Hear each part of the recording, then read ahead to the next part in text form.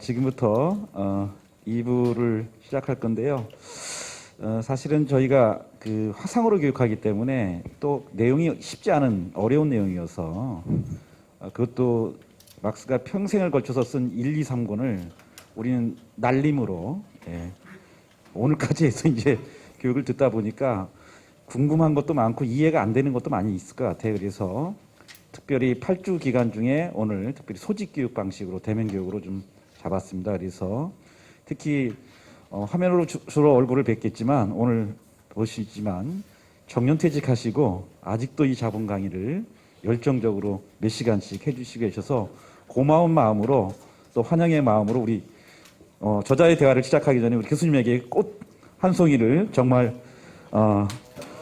준비했습니다. 우리 제일 먼저 우리 정지한 지부장님이 잠깐 사진 찍고 잠깐 다시 한번 자세 취하세요.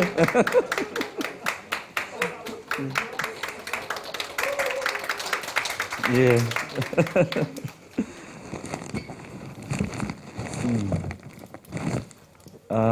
순서는 제가 조금 몇 개 질문하고요. 그 다음에 여러분들이 질문한 거에 답변하시고, 그 다음에 책 갖고 오셨으니까 이제 저자의 사인도 받는 그런 시간으로 해서 1시간 안에 마무리하도록 이렇게 하겠습니다. 저도 이제 오늘 이 시간을 준비하면서 조금 이렇게 찾아보니까 우리 강신준 교수님이 74년도에 학교를 들어가셨더라고요, 대학을. 그래서 동문학과를 나오셨고 자본하고는 전혀 상관없는 경제학 쪽도 아닌 동문학과 출신인 분이 자본 1, 2, 3권을 지금까지 2번을 번역하셨고 지금 최근에 다시 또 번역하고 계시는 메가판. 그러니까 평생을 자본을 번역하고 계시는 거, 이제 강의까지 또 자본을 강의하시는, 그러니까 인생을 거의 자본과 함께 살아오신 분, 이런 느낌이 들 정도입니다. 그래서 어떻게 해서 자본과 이렇게 인연이 됐는지, 그리고 평생을 자본을 하게 된 어떤 계기가 있는 건지, 그 얘기를 먼저 좀 질문을 드리도록 하겠습니다. 예, 제가 이제 그 막스 강의 때문에 동아대학을 갔고, 동아대학에 가 있다가 처음으로 이제 이걸 대중 강의로 한다는 것은 사실 생각을 못했어요. 제가 동아대학 처음 갔을 때는 그 학교 안에 교수들이 저를 뽑고 싶어서 뽑은 게 아니었고, 학교가 이제 그때 89년도에 동아대학교가 이제 전국 그 사학 중에서 제일 먼저 민주화가 된 학교였고, 그때 학생들이 학교를 점거를 해서 그 총장실하고 이제 이사장실을 점거를 해서 그 안에서 학생들이 좀 그 서류를 빼다가 본 거예요. 옛날에는 이제 많았는데 거기에 그 학교에 여러 가지 비리 같은 게 이제 많이 발견이 돼 가지고 학생들이 이제 그걸 가지고 거래를 한 겁니다, 학교하고. 그러면서 자기들이 원하는 그 민주화와 관련된, 민주주의를 확대하는 것과 관련된 교양 과목을 개설해 달라라고 요구를 하면서 그때 이제 그 과목을 세 과목을 이제 개설을 해 달라고 했는데, 하나는 역사학, 하나는 이제 사회학, 철학 참, 하나는 막스 경제학이었어요. 그래가지고 이제 막스 경제학 교수를 뽑아달라고 이제 학생들이 요구를 해서 이제 학교에서 공고를 낸 거죠. 저는 몰랐어요. 저는 그때 이제 농협 다니다가 휴직을 하고 학위 논문을 이제 박사 논문을 제가 이제 쓰려고 휴직을 했고, 박사 논문을 이제 끝내고 복직을 하려고 학교로, 농협으로 그렇게 있을 때였는데, 나중에 이제 알고 보니까 그 막스 경제학을 강의해 줄 교수를 학교에서 3번을 이미 공고를 낸 거예요. 근데 아무도 뽑지를 못한 겁니다. 그 이유가 그 당시까지만 하더라도 이 책을 가지고 이 책을 번역을 한 사람은 저밖에 없었고, 이름을 가지고 번역한 사람은, 그러니까 아무도 우선 텍스트를 그 자기 이름으로 걸고 뭘 할 수 있는 상황이 아니었으니까 당연히 연구 논문도 없고 이런 거죠. 그러니까 교수 뽑는데 이제 자격이 안 되는 거예요, 아무도.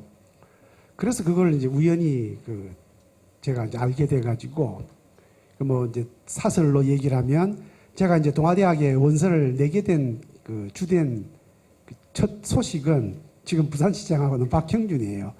박형준 그 시장은 지금 국민의힘 소속이지만 옛날에는 이제 학교에서 저하고 같이 진보 이제 적인 그 운동권 서클 후배거든요. 그래가지고 이제 거기에 원서를 내가지고 이제 쭉 하게 되었고요. 공부를 제가 이제 막스를 하게 된 까닭은 학교를 다니고 있다가 원래는 제가 뭘 하고 싶었느냐 하면 고등학교 3학년 때 그 당시에 이제 제법 그 좀 약간 지식인들이 많이 보던 그 당시에 잡지와 신문이 있었습니다. 근데 잡지는 이제 많이 알려진 사상계, 문학과 지성 이런 것들이었고 신문이 독서신문이라고 있었어요. 이게 주간지였는데 그래가지고 제가 이제 학교에 도서반장을 하고 있어서 그 잡지를 쫙 들어오니까 제가 거기서 이제 그걸 많이 읽었어요.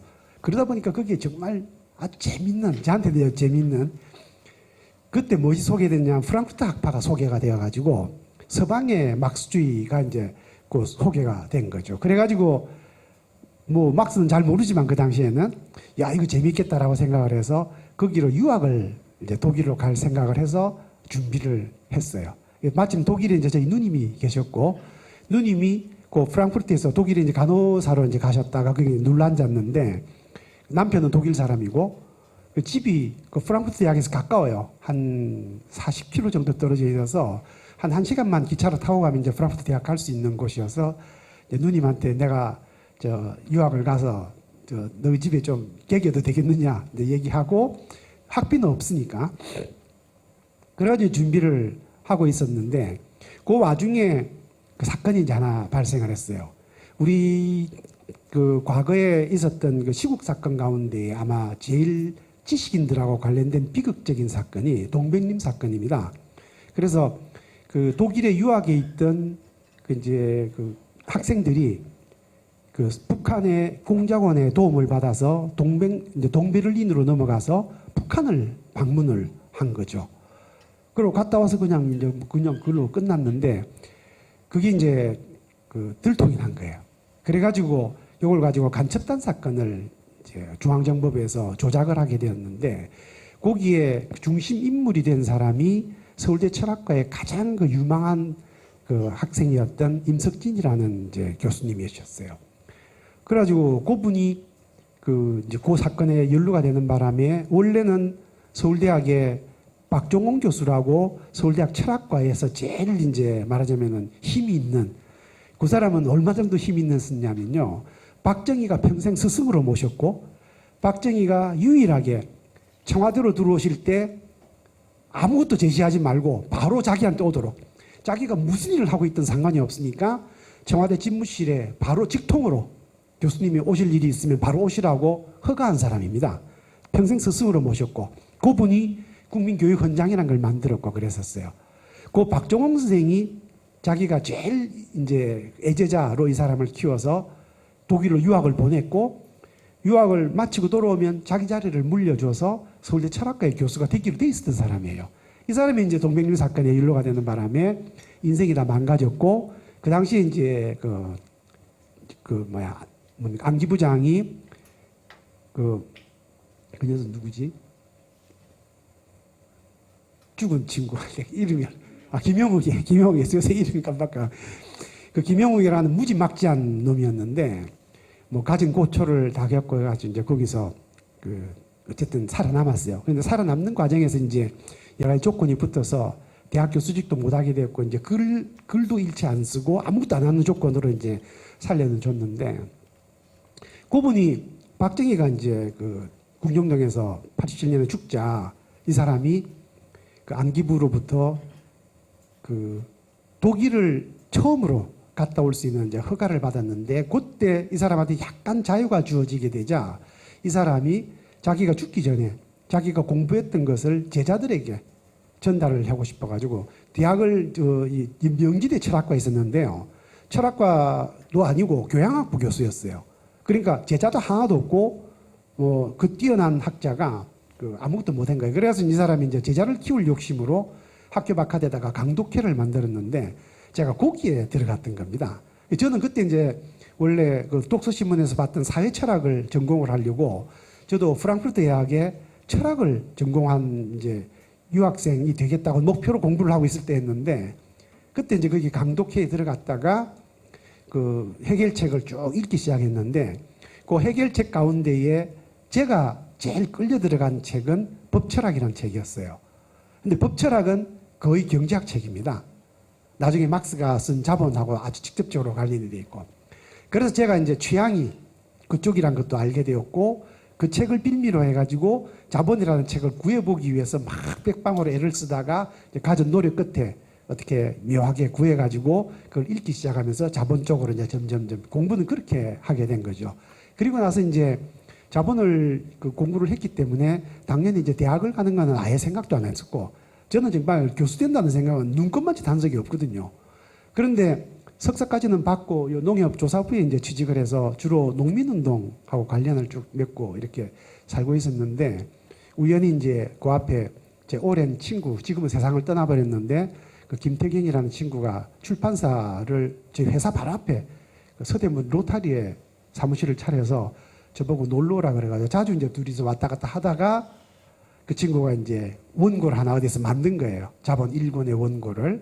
그래서 그 자본 1권의 원고를 독일어판을 번역을 해서 원고를 만들었는데 6사람의 그 서울대 빵제비들이 만들었다고 하더라고요. 그래서 그 원고를 내보고 검토를 좀 해달라고. 그 당시는 이제 경제학을 한 사람 중에서 독일어 한 사람이 거의 없었거든요. 그래서 제가 독일어 하는 걸 알고 있으니까 그 친구가 이제 좀 검토를 해달라 그래서 그 원고를 검토하는 일에 손이 된 게 이게 이제 빌미가 되어가지고 이제 그 1권은 바로 재판에 넘겨 붙었습니다. 넘겨 붙었는데 그 당시에 우리나라에 그 지금 그 민변이라고 민주화 쪽에 이제 변호사들 모여 있는 모임을 처음 만드신 분이 있어요. 전태일 열사가 돌아가셨을 때 제일 먼저 빈소에 왔던 서울대 법대학생입니다. 그래서 이분이 그때 요 변론을 맡고 해가지고 결국은 이제 우리나라에서 막스의 자본이 금서 목록에서 이제 풀린 거죠. 요게 풀리자마자 그 친구가 저보고 2권과 3권을 내가 좀 해달라고 내보고 해달라고 했어요. 그래가지고 이제 제가 그때 학위 논문을 쓰기 위해서 회사를 휴직을 할 상태였기 때문에 휴직하고 이제 그걸 손을 대가지고 저하고 인연이 맺어진 거죠. 그러다가 이제 동아대학에서 자리를 뭐 뽑는다는 소식을 듣고 냈다가 아무 연고도 없는 부산에 가서 30년간 이제 막스를 그냥 강의를 하게 된 그렇게 된 겁니다. 예. 예, 우연이지만 필연이 돼버린. 예, 독일에 관심이 있었다는 것부터가 이제 불길했던 거죠. 예, 그래서 자본을 만나게 된 것 같고요. 이제 그래서 아무튼 번역을 하시려고 하면 이제 자본책을 많이 보실 수밖에 없었을 거고 또 이해를 하셔야 될 것 같은데. 그 책을 읽으시면서 막스는 당시에 자신은 노동자를 위한 책을 쓴 거거든요. 내용 보면 자본가의 관점이 아니라 노동의 관점에서 훨씬 더 쓴 책이기 때문에 막스는 노동자에 대해서 어떤 마음을 가졌을까 그 시기에, 그리고 그런 책을 평생 동안 걸쳐서 썼을까를 혹시 생각해 보신 게 있으면. 예, 이제 이 책은 보통 그 이제 막스가 세상을 떠나고 나서 그 엥겔스가 이제 막스를 회상하면서 쓴 글 안에 이제 나오는 겁니다. 이 책은 막스가 세상을 떠나고 나서 자본입니다. 자본은 그 당시는 이제 1권이죠. 1권은 유럽 노동운동에 있어서 노동자 계급의 성서라고 불렸어요. 성서. 이걸 이제 잘 우리가 이해할 필요가 있는데, 여러분 성서가 성서인 까닭은 그 성서 안에 무엇이 담겨 있느냐 하면요, 예수님 말씀만 담겨 있는 것이 아니고 그 시기에 그 예수님이 생각하시던 그 인간의 사랑과 자유라고 하는 것을 담을 만한 사상들이 성서 안에 다 들어와 있기 때문에 그렇습니다.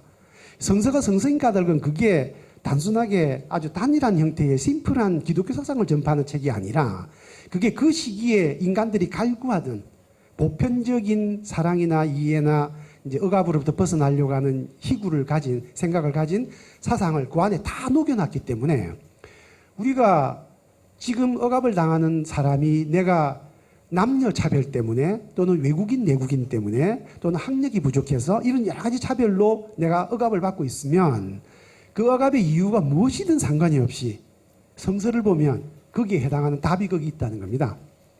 제가 농협조사부에서 이제 한 5년 정도 근무를 했거든요. 그래서 제가 대리였기 때문에 실무자였고 문제가 생기면 제가 집필을 해야 됩니다. 근데 제가 원래 경제학하던 사람이고 막스 경제학도 더더구나 많이 했었고 농업은 하나도 모르죠. 농업을 하나도 모르는 사람이 이제 농협에 가시고 제가 담당하던 게 고추, 마늘, 양파, 양념 채소류였는데 좀 전혀 모르죠. 키워보지도 안 했었고. 그걸 가자마자 이제 얼마 안 있어가지고 올림픽이 터졌어요. 올림픽이 이제 한국에서 우리나라 87년도에 올림픽 한다고 하니까 올림픽 하니까 갑자기 올림픽을 앞두고 양념 채소류 값이 폭등을 했습니다. 폭등. 그 과일도 폭등을 하고. 그래가지고 이제 이게 난리가 난 거예요. 그래서 이제 그렇게 되면 보통 그 정부에서 이제 관계장관 회의에서 긴급한 회의를 하게 되고 그 회의가 발생을 하면 이 가격이 폭등한 원인을 농수산부 장관이 조사를 하고 그 조사에 대한 대책을 보고를 하도록 되어 있어요. 그럼 농수산부 장관은 그것을 농협에다가 하라고 합니다. 그럼 농협회장이 그 지시를 받아가지고 농협회장은 양념 채소류니까 강신준 내려가야 되는 거예요. 그래서 조사부장한테 이제 불려가지고 바로 만들어라고 했는데 한 3일 안에 만들어내라고 하는 겁니다. 제가 아무것도 모르는데 큰일 났죠. 그래서 이제 가져와가지고 과장하고 얘기를 했더니 과장이 그러는 거예요. 제 앞에 선임자가 그 뒤에 캐비넷을 하나 남겨주고 갔는데 캐비넷 안에 과거에 썼던 보고서들이 쭉 몰려 있어요. 그게 안에 한 100여 개 들어가 있었습니다. 그걸 제가 다 안 봤는데 과장이 그걸 다 보라 그러더라고요. 제가 그걸 봤더니 뭘 알았느냐 하면 우리나라에서 농업 문제와 관련해서 발생하는 모든 사례가 그 안에 다 있어요. 왜냐하면 우리가 사는 일상이라고 하는 것은 과거의 반복입니다. 거의 대부분 다. 그래서 그 시기에 있었던 것들이 다 그 안에 있기 때문에 거기 해답이 있는 건데 막스의 요 자본이라는 책은 아까 우리가 잠깐 막스가 어떤 사람인지를 이제 우리가 일본에서 봤는데 그 당시에 지식인 가운데서는 공부를 제일 많이 한 사람이었고 공부만 할 수밖에 없는 사람이어서 그 시기에 시대적으로 자기의 생각을 써놓았던 책들을 거의 대부분 다 읽어보고 정리한 사람이에요. 그러니까 19세기에 인류가 당면했던 모든 문제들이 자본 안에 다 담겨 있는 겁니다. 이 사람이. 자기 사상만 있는 게 아니라 거의 대부분 다 남의 사상이고 그걸 자기가 해석해서 재정리해 놓은 거거든요. 그렇기 때문에 자본 안에는 해답이 다 들어가 있어요. 바로 그 해답의 중심에 무엇이 있느냐면 이 제도의 가장 근본적인 모순이 노동 문제이고 제가 노동 시간이라고 얘기를 했지만 거기 다 있기 때문에 그 해답도 이 안에 다 들어가 있는 겁니다. 그래서 우리가 노동과 관련된 문제만 발생을 하면 여기에다가 이제 모든 답을 물어봐도 될 이제 그런 책인 것이죠. 그래서 막스는 결국 그 사회에서 그 시기에 19세기에 이 모든 문제의 중심에는 노동이 있고 그 노동의 당사자인 노동자가 스스로 노동 해방을 주도해야 될 세력이기 때문에 막스는 노동자 계급에 대한 애정 내지는 기대 이런 것들이 아마 막스 이후에 그 사람만큼 그렇게 생각한 사람은 없지 않았을까 생각을 들어요. 저도 물론 노동운동에 대해서 우호적이고 그런 생각을 하긴 하지만 막스가 가졌던 생각이 훨씬 더 저보다 크지 않았을까 그런 생각이 사실 듭니다. 예. 예. 막스는 어쨌든 뭐 평생을 한 곳에 그냥 집중해서 썼고 사실은 태어난 곳도 아닌 영국에서 이제 숨졌고 그래서 묘도 이제 영국에 있긴 한데요. 어쨌든 그런 마음으로 이제 막스도 자본을 쓰신 것 같고 그다음에 우리 교수님도 이제 저희의 교재로 쓰고 있는 지금 두 권의 책을 다 갖고 계시는데 판도라의 상자를 열다와 마르크스가 보낸 편지 이게 2012년 한 권은 또 하나는 2016년 지금부터 한 꽤 10여 년 전에 쓰셨는데 이게 청소년 교재예요. 보시면 굉장히 여러분이 청소년인 거죠, 그러니까. 예. 근데 굉장히 어렵죠, 그런데 내용이. 그래서 이 교재를 우리가 지금 보면서 그나마 자본의 원본이 아닌 그래도 좀 쉽게 접근할 수 있도록 쓰신 것 같은데 혹시 이 두 권의 책을 쓰신 어떤 계기가 있으신지? 제가 이제 요걸 이제 본격적으로 좀 대중 강의를 할 생각은 나중에 하게 되었는데 학교에서 쭉 강의를 하면서 질문을 많이 받았고 제 강의는 그 당시에는 이제 요 강의를 하는 데가 이제 서울대학의 김수영 교수님이 하고 계셨고 그다음에 저하고 둘밖에 없었기 때문에 그 영남 지역 인근에 있는 사람들은 뭐 안동 이런 데서요 저한테 전화를 하고 강의를 들으러 사람들이 오고 그랬어요. 그래서 그 교양 강의이기 때문에 이제 큰 곳에서 하거든요. 강당에서 하기 때문에 뭐 섞여 있어도 이제 표도 안 나고 저 뒤에. 그런데 강의를 사실은 제가 강의를 할 때 자본 강의를 하면서 한 번 이제 큰 그 전환점이 있었는데 제가 처음에 내려가서 이제 강의를 열심히 했어요. 그 당시 이제 학생들이 뭐 어쨌든 막스 강의가 우리나라에서 처음이니까 학생들도 막 구름같이 오고 선택 과목이었는데도 불구하고 뭔지 이제 궁금한 거죠. 강의를 열심히 한 학기를 했는데 한 학기가 끝나고 나서 그 학생이 하나 찾아왔어요. 그래 저보고 강의를 열심히 듣긴 했는데 너무 어려워서 무슨 말인지 못 알아듣겠다는 겁니다. 그래서 강의를 이런 식으로 하면 안 됩니다. 그러더라고요. 학생이. 그래서 이제 제가 이거 뭐 좀 문제가 생겼구나. 이제 크게 걱정을 했는데 고민을 하면서 좀 쉽게 하려고 제가 짜놓은 것이 이제 말머리를 처음에 끌어내는 방식이었거든요. 그래서 제가 처음 그 자본 강의를 토대로 해서 썼던 강의서가 자본의 이해란 책입니다. 그 책은 많이 팔렸어요. 불행히도 제가 그 인쇄를 받았으면 서울에 아파트를 한 채 샀을 텐데 이 망할 놈의 내 친구였던 김태경이가 지금 세상을 떠났으니까 이제 욕을 할 수도 없는데 그 인쇄를 한 푼도 안 주고 다 땡겨 먹었어요. 근데 어쨌든 이제 그 책을 제가 쓸 때 그 강의 그 학생의 얘기를 듣고 쓴 겁니다. 이렇게 강의를 해서는 안 된다고 생각을 해서. 그래서 그 앞에다가 다 얘기를 먼저 하고 보통 사람들이 이제 흥미를 가질 만한 얘기거리를 앞에 놓고 그다음에 그 뒤에다가 이제 설명을 붙이는 방식을 했거든요. 그래서 그 책이 그거 덕택에 사람들한테 그것도 쉽지는 않은 책이었는데 상대적으로 어쨌든 좀 쉬운 책이었다는 이제 평가를 쭉 받았고 그랬는데 강의를 이제 그런 식으로 했어요. 그랬는데 그 강의도 너무 어렵다는 겁니다. 그래가지고 이제 계속 불만을 많이 듣는 바람에 한 10년쯤 지나서는 정말 좀 획기적으로 쉽게 쓸 수 있는 뭘 해야 되겠다고 이제 고민을 하고 있었는데 그 사계절에서 자기들이 이제 주니어 고전 시리즈를 내면서 이제 편집장에 제안을 했어요. 그래가지고 이제 처음으로 제가 정말 쉽게 쓸 책을 이제 고민을 하게 된 것이고 사실은 이제 원고를 처음에 써서 넘겼는데 그 출판사에서 이 원고를 많이 고쳤습니다. 그 이제 청소년들 입 눈높이에 맞추려 그러면 자기들이 그걸 많이 해본 편집자들이 학생들이 쓰는 언어와 학생들이 쓰는 말투로 그걸 바꿔야 된다 그래서 그 원고를 많이 고쳤었어요. 그래가지고 저하고 이제 대판 충돌이 벌어졌어요. 왜냐하면 고치는 과정에서 그 원래 뜻이 전달이 잘 안 되고 왜곡이 된 게 너무 많아가지고 제가 내 원고를 손을 대지 말라 그랬습니다. 그래서 제 책이 그 사계절에서 나온 주니어 시리즈 중에서는 아마 글이 좀 제일 딱딱할 수도 있어요.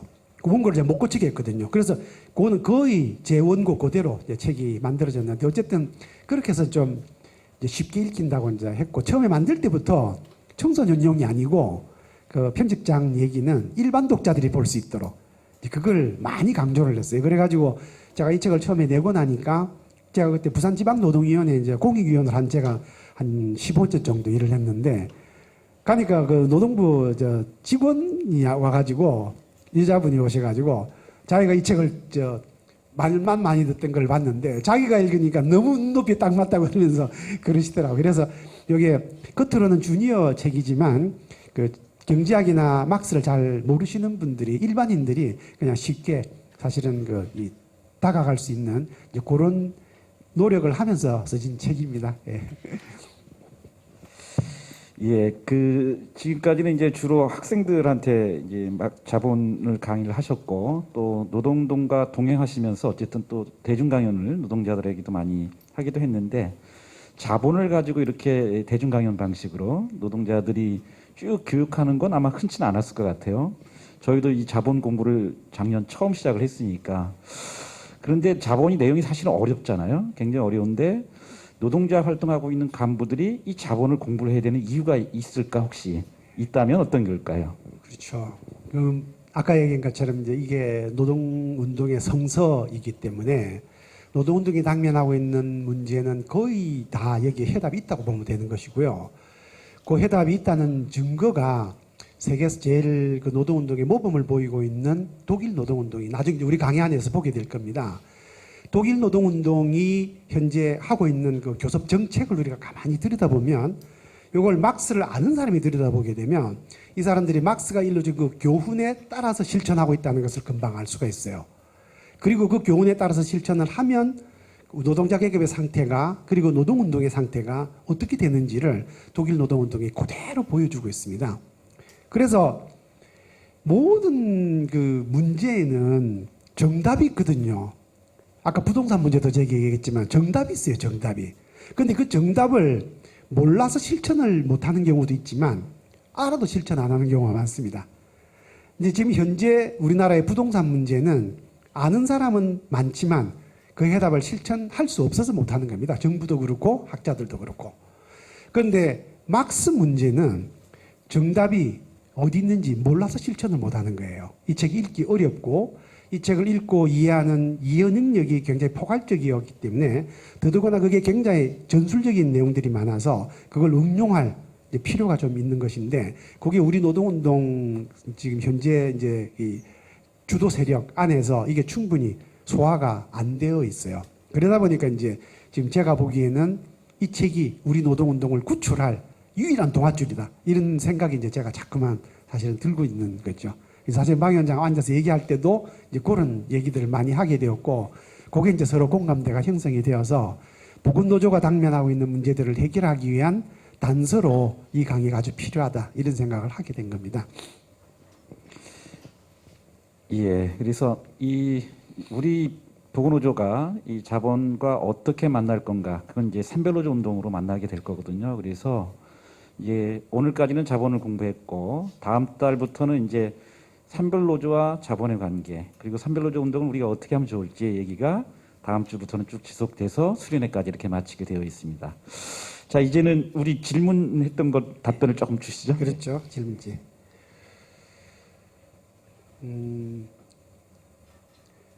혹시 막스가 이건 틀리지 않았을까 하는 의문이 든 적은 없었는지.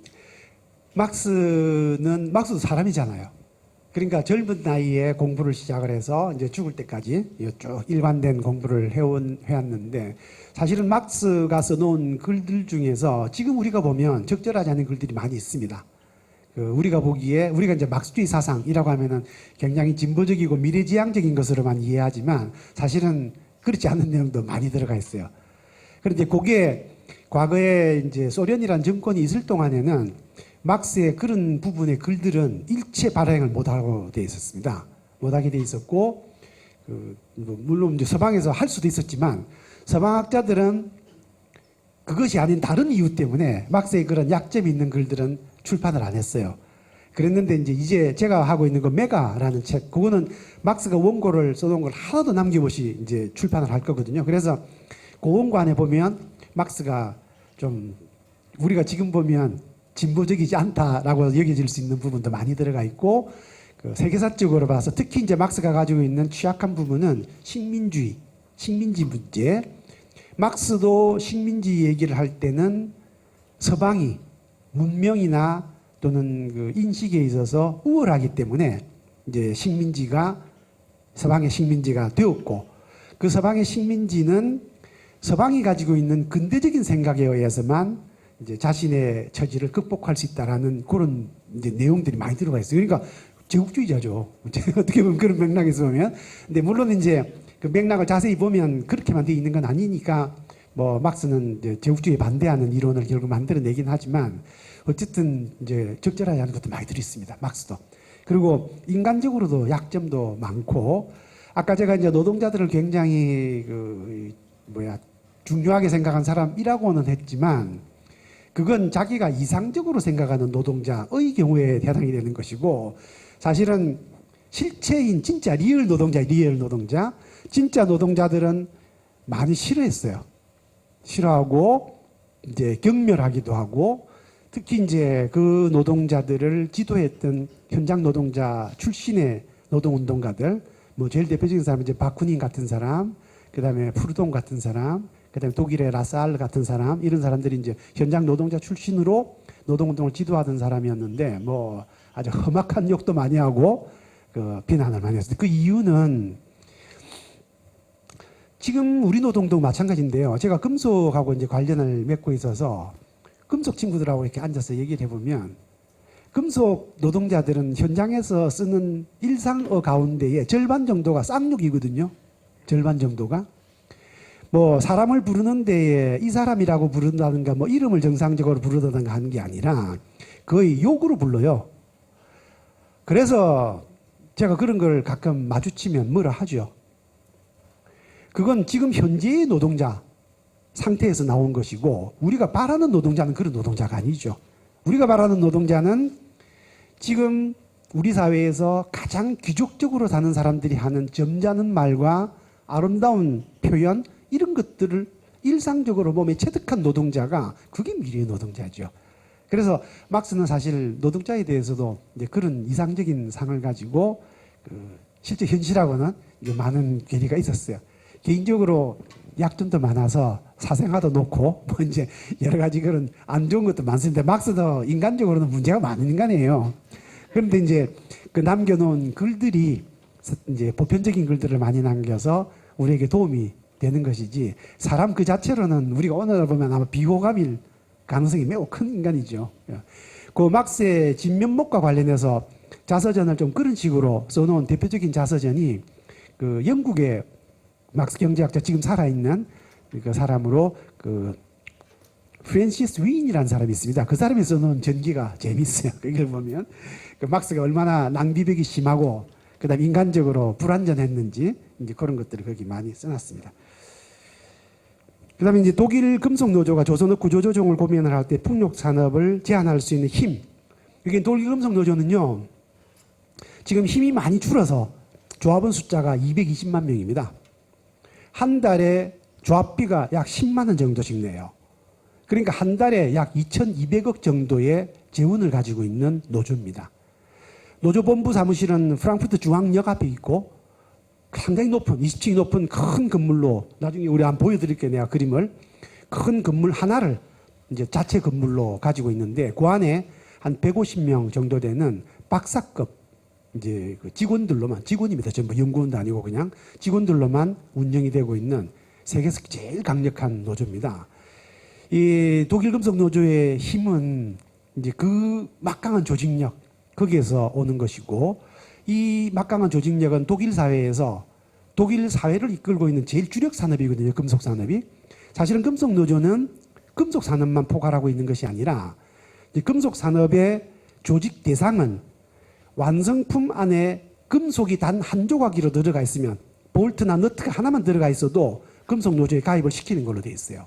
그러니까 전자 같은 산업이 포함이 되고 지금은 광산도 들어가 있습니다. 그러니까 그 산업을 넘어서 굉장히 강력한 노동조합이고 이 노동조합 위원장이 그 이제 기자회견을 하게 되면 이 사람의 기자회견의 그 이제 말하자면 레벨이라고 하는 것이 독일 총리하고 같습니다. 총리하고. 그러니까 총리 뉴스거리가 있으면 이 금속노조 위원장의 뉴스거리와 같이 놓고 자기들이 뉴스 배치를 하는 이제 그런 거죠. 그러니까 그런 무시무시한 힘이 있으니까 조선산업 구조조정을 할 때 이제 그런 방식으로 할 수 있었던 것이죠. 사실은 여러분들이 소속이 되어 있어야 될 노조, 그 베르디라고 부르는 독일의 공공운수노동조합, 그러니까 운수연맹이라고 이제 부르는 그 노조도 그 한 200만 정도와 180만 정도가 되기 때문에 독일 금속 노조와 쌍벽을 이루는 노조입니다. 단지 이제 서비스 노조는 굉장히 잡다한 직종지에 모인 노조고 금속은 되게 큰 기업체가 많이 들어가 있어서 금속이 좀 더 힘이 세긴 하죠. 어쨌든 그렇죠. 그 다음에 이제 타인을 위한 노동 시간을 줄이는 방법만으로 노동 해방이 되느냐. 이제 이게 모든 문제가 얽혀 있습니다. 노동 시간을 줄이려고 그러면 그냥 줄이지는 게 아니죠. 노동조합의 노동 정책이 일단 노동 시간을 줄이는 데 초점이 맞춰져서 그 노동 시간을 줄이기 위해서 이제 보완해야 될 세부적인 정책들이 굉장히 많습니다. 노동 시간을 줄이면 당연히 임금이 하락하게 되는데 그 하락하는 임금을 어떻게 처리할 것인지, 그다음에 노동 시간이 줄면 특히 이제 금속 같은 경우에는 보건도 해당이 되는데 야간 노동이 있지 않습니까? 이 야간 노동을 줄이거나 사실은 없애야 되는데 이제 보건 같은 경우에는 사람이 아프니까 밤에도 멈출 수가 없는 노동이잖아요.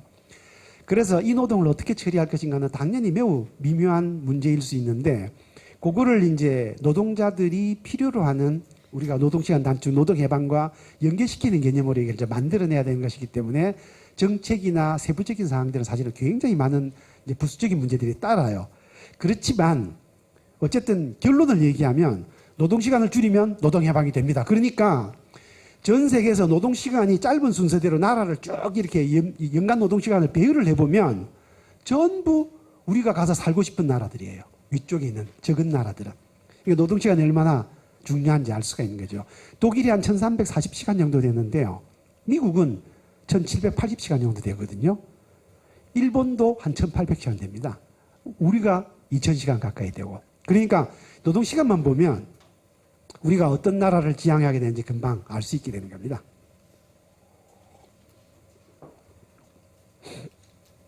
그 다음에 이제 10대 그룹 사내 유보금이 820조라고 했는데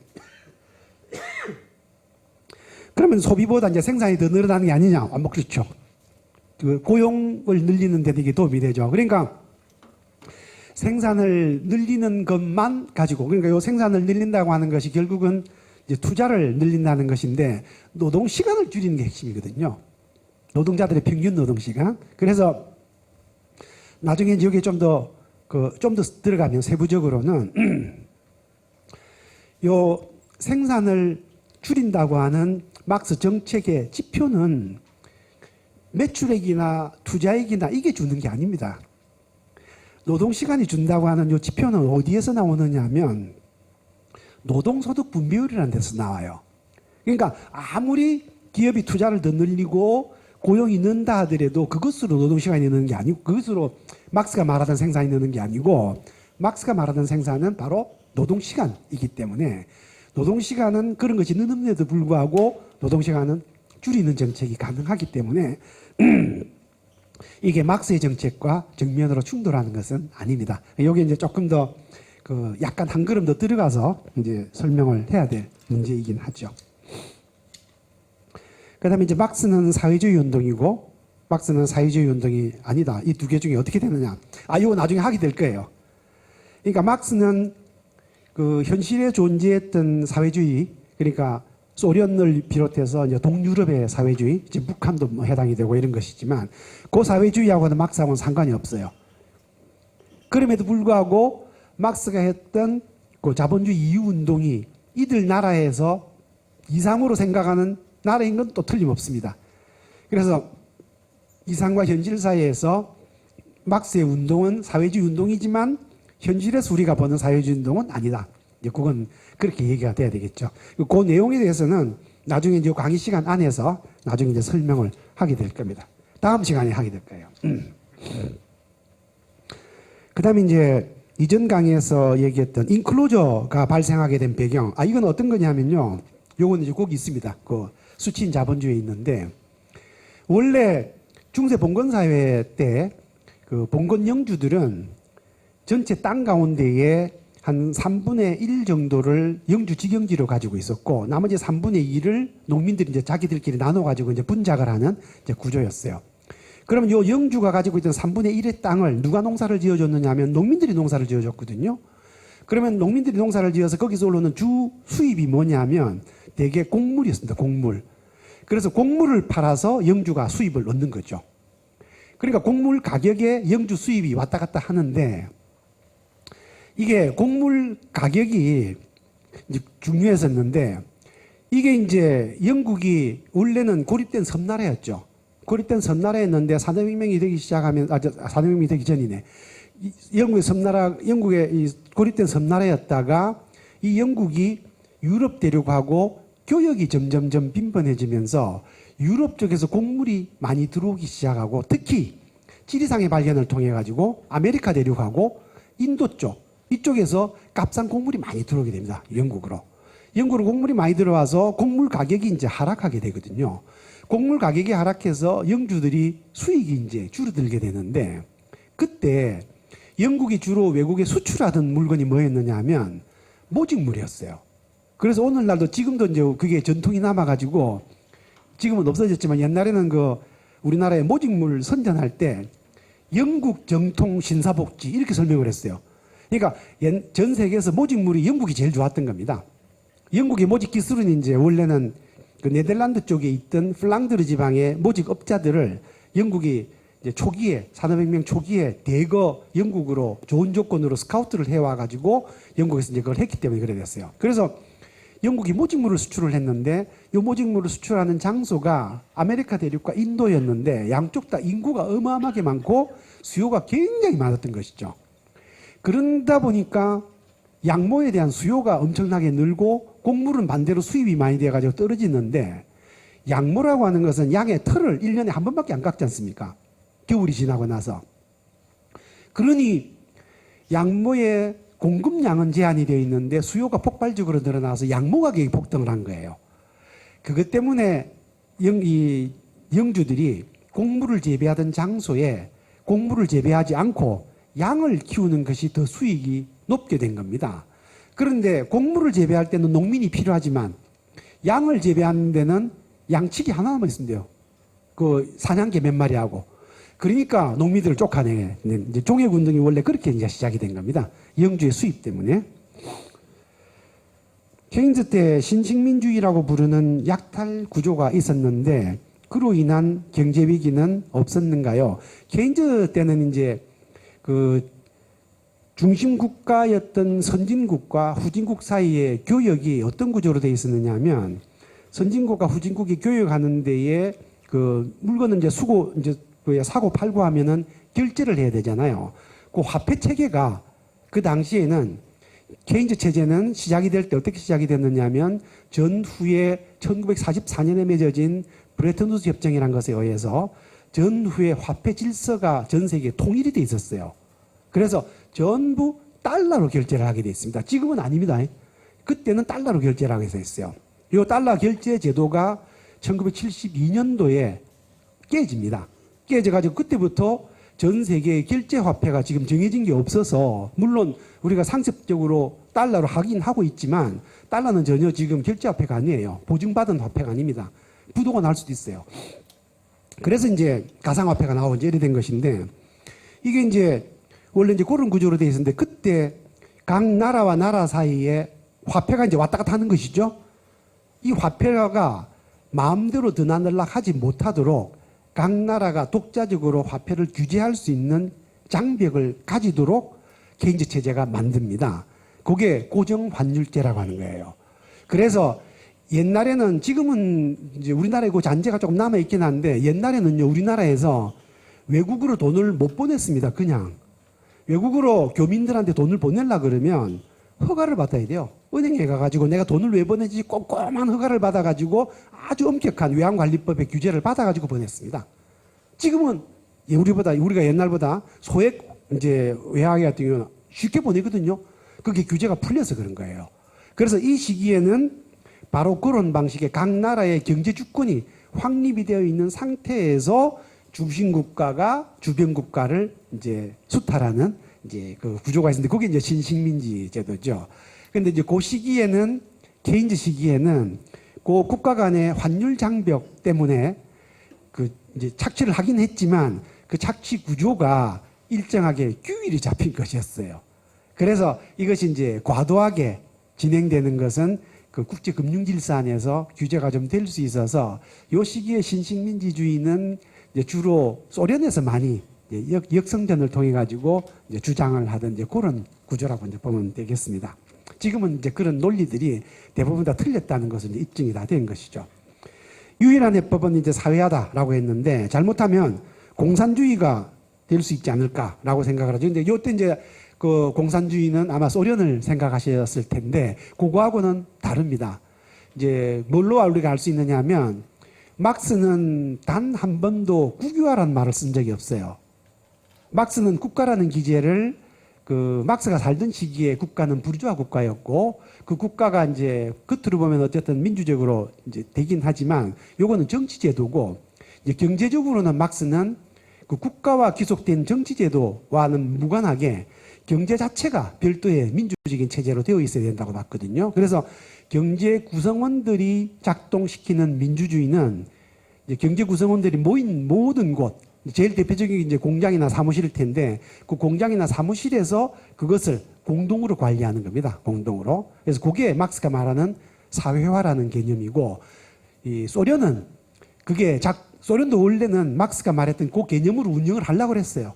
그런데 그게 작동이 안 됐습니다. 그 작동이 안 된 이유도 이제 나중에 소련을 설명할 때 간단하게 설명을 할 텐데, 소련이 그걸 작동시킬 만큼 사회 구조가 성숙하지 않아서 그렇게 된 것이고, 그러다 보니까 결국은 자체적으로 민주주의적으로 운영이 안 되니까 그걸 누군가가 작동시켜야 되는 것인데, 결국은 그 민주주의를 대신한다라고 이제 봤던 것이 그 당시에 볼셰비키 정당이었고, 그 볼셰비키 정당을 대신하는 사람이 이제 소비에트 대표자들입니다. 그래서 결국은 독재가 되고 말한 것이에요.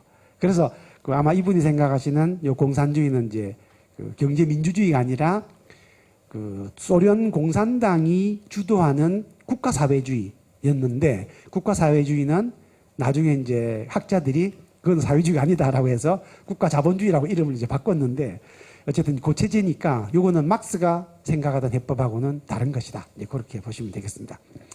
그 다음에 이제 노동자의 아이러니는, 노동자가 노동자를 대변하는 정당 지도자를 지지하지 못하는 이유. 이거 이제 나중에 다음 시간에 할 거예요. 다음 시간에 할 건데, 기가 막히죠. 우선 우리나라는 심정적으로 여러분들이 지지하는 노동자 편에 좀 가까운 사람이라고 생각하는 대선 후보가 있을 수도 있겠습니다. 예를 들면 심상정 씨 이런 사람도 있을 수도 있겠는데, 노동자 정당은 아니죠. 정의당은 노동자 정당이 아니죠. 왜냐하면 노동자들이 노동자 계급으로 조직이 돼가지고 그 계급적 원리에 따라서 그 정당이 건설된 것이 아니고, 정의당은 잡탕조항이에요. 잡탕조항. 과거에 열린 민주당 어디 막 모여가지고 이제 자기들끼리 이제 모여서 만든 정당이고, 자기들 스스로도 서민 정당이죠.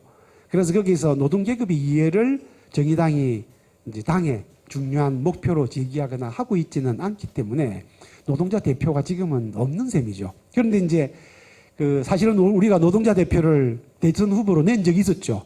권영길이라는 후보를 민주노총에서 대의원대회에서 결의를 해서 그 사람을 대선 후보로 밀기로 결정을 했고, 그것을 받는 조직이 민주노동당이 있었고, 그래서 민주노동당의 후보로 나간 적이 있었는데, 다음 시간에 이건 얘기를 하겠습니다. 어쨌든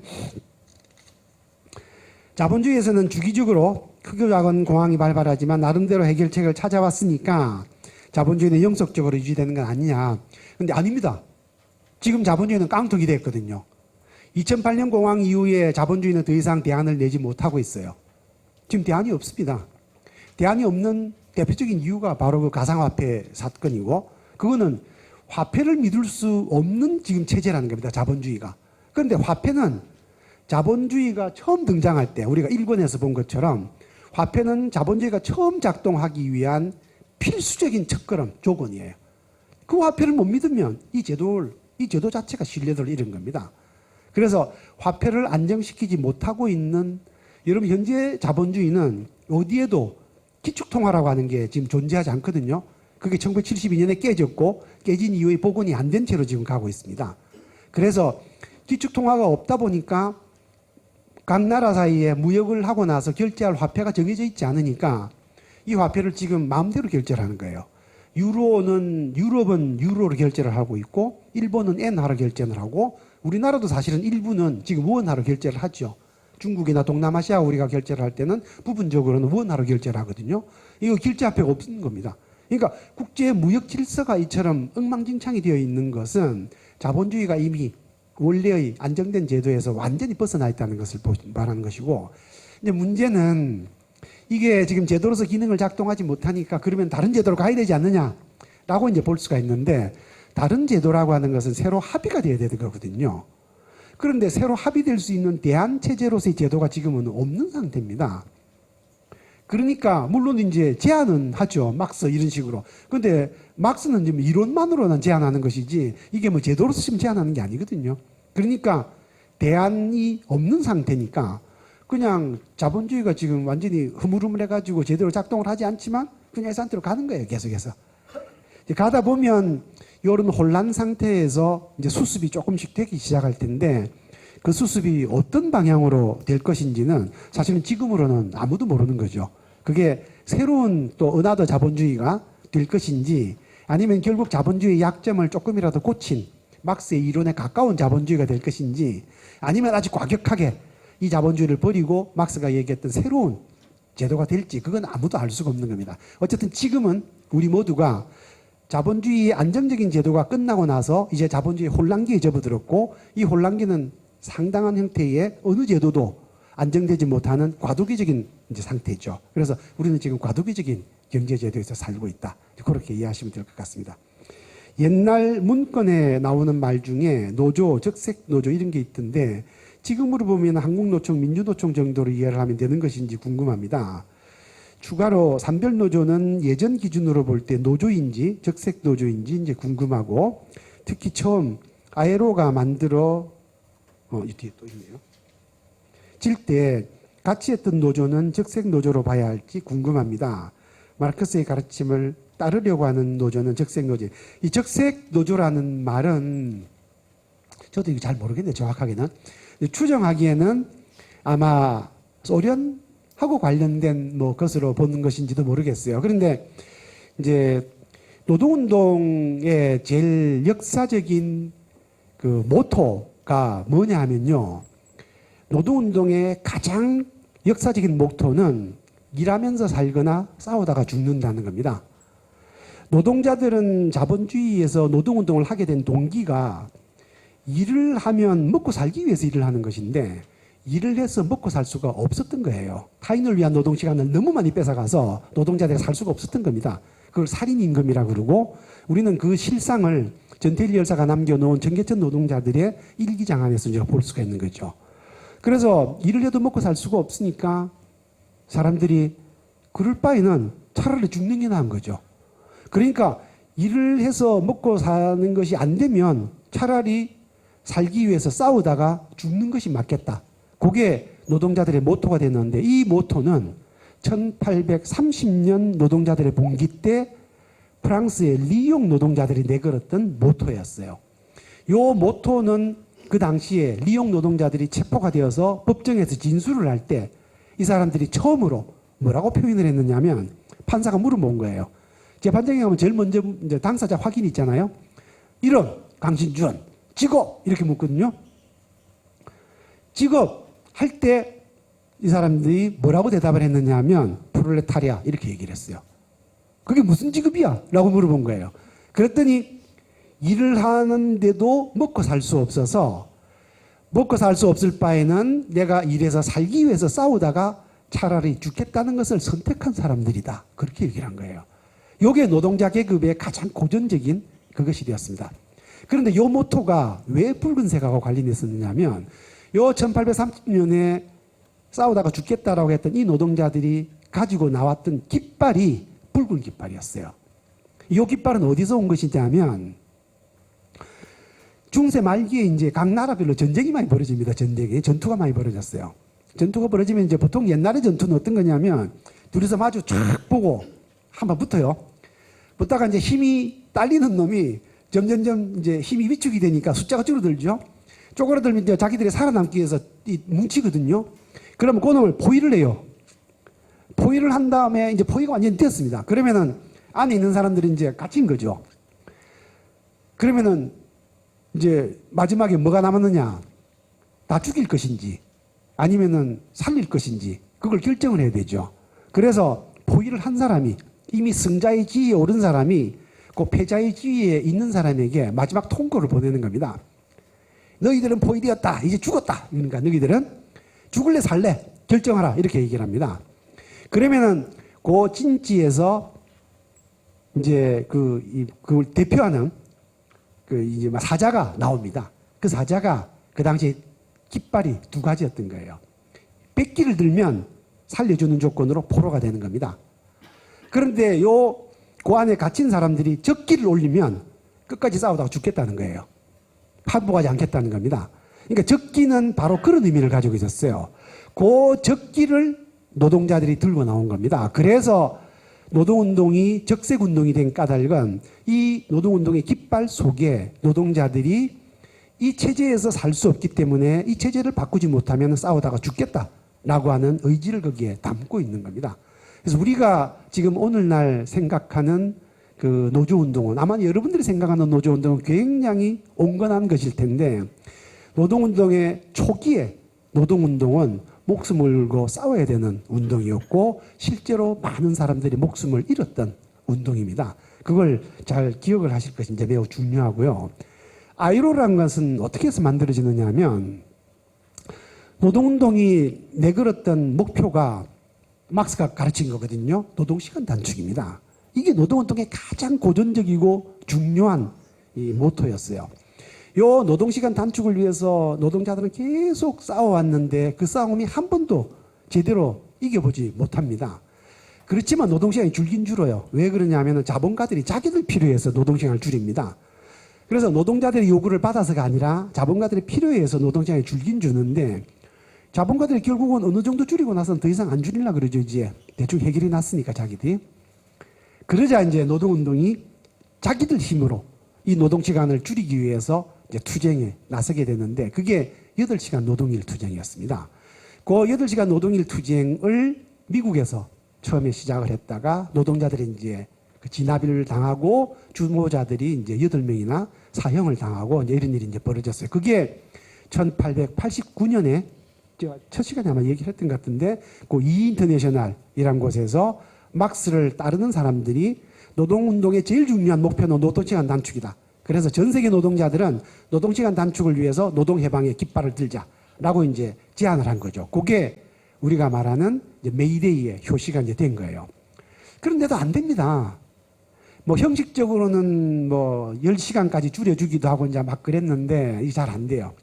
잘 안 되고 있는 차에 1917년에 소련에서 혁명이 이제 러시아에서 혁명이 일어났습니다.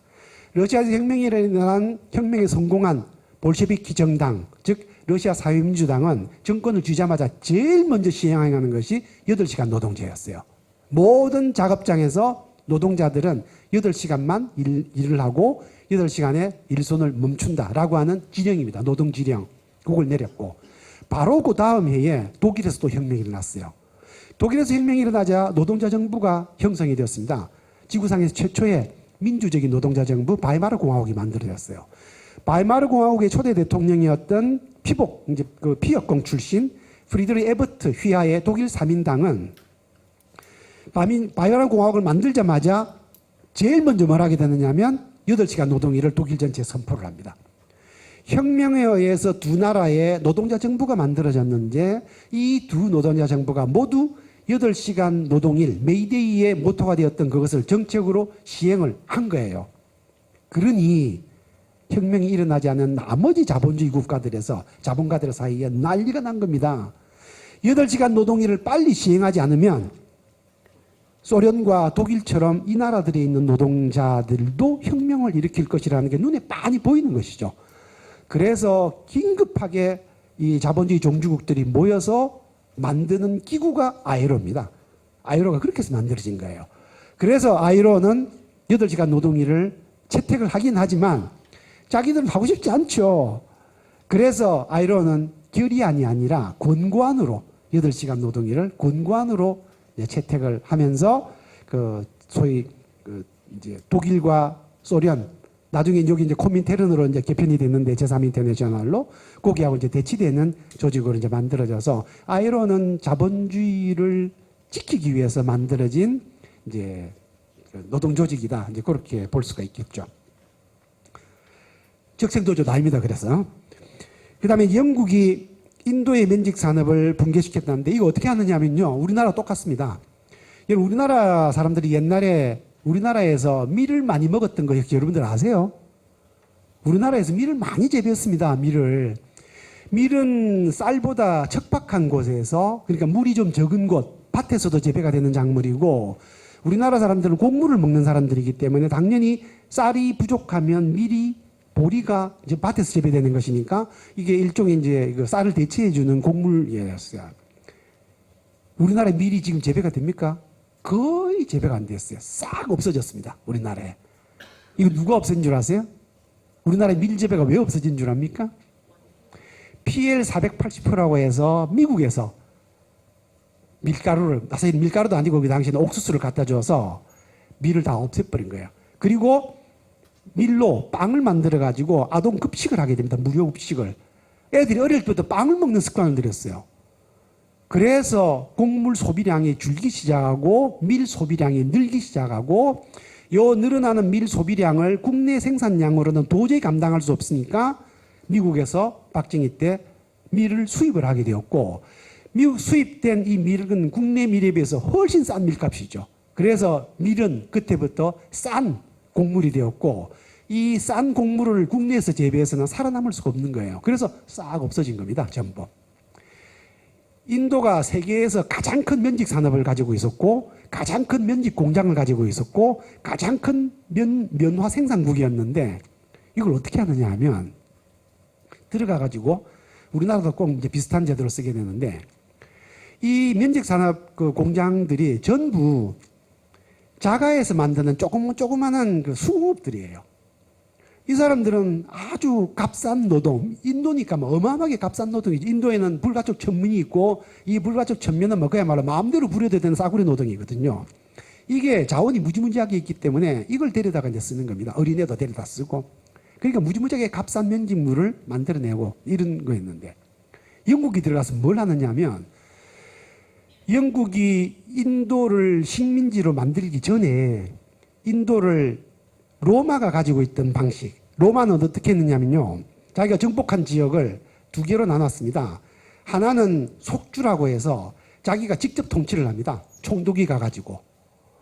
그래서 그거는 우리가 말하는 뭐라고 해야 될죠? 지금은 그게 없으니까. 어쨌든 속주는 그냥 로마 땅입니다. 쉽게 이야기하면.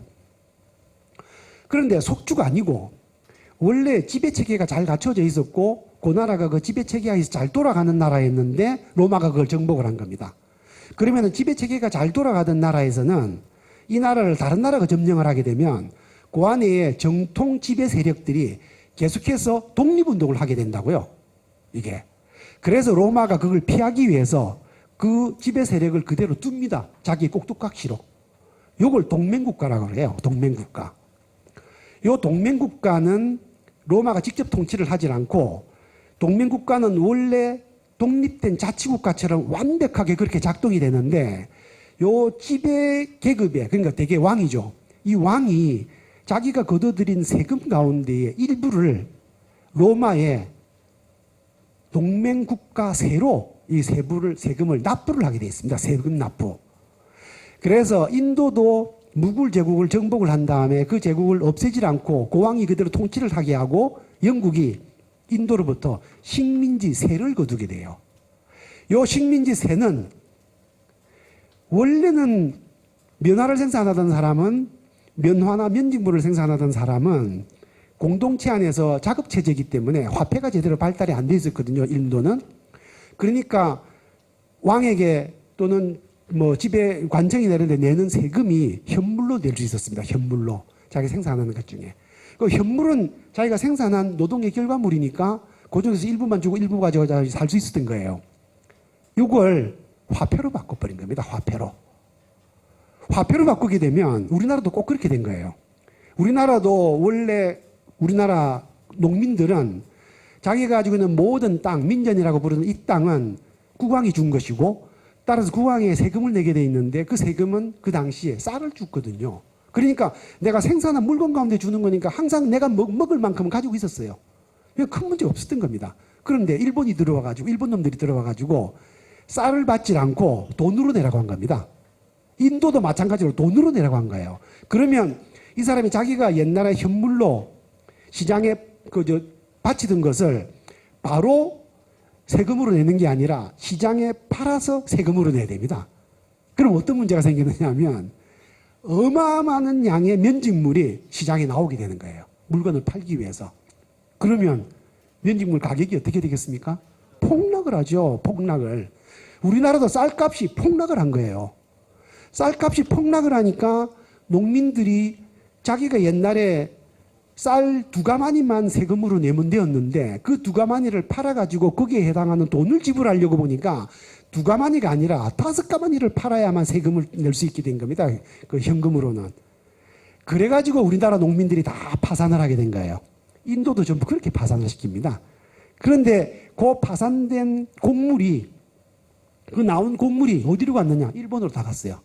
그러니까 이영훈이나 이런 그 식민지 사학자들, 지금 우파 학자들이 뭐라고 주장을 하느냐 하면 일본의 식민지가 되고 나서 우리나라의 수출액이 늘어났고 그 수출액이 늘어난 다음에 그 수출액을 부가가치로 계산을 하게 되면 국민 소득이 늘어나거든요. 그래서 국민 소득이 늘어났기 때문에 일제 식민지 치하에서 우리나라의 경제 지표가 성장률도 늘어났고 무역액도 늘어났고 부가가치액도 늘어났고 국민소득도 늘어났다는 거예요.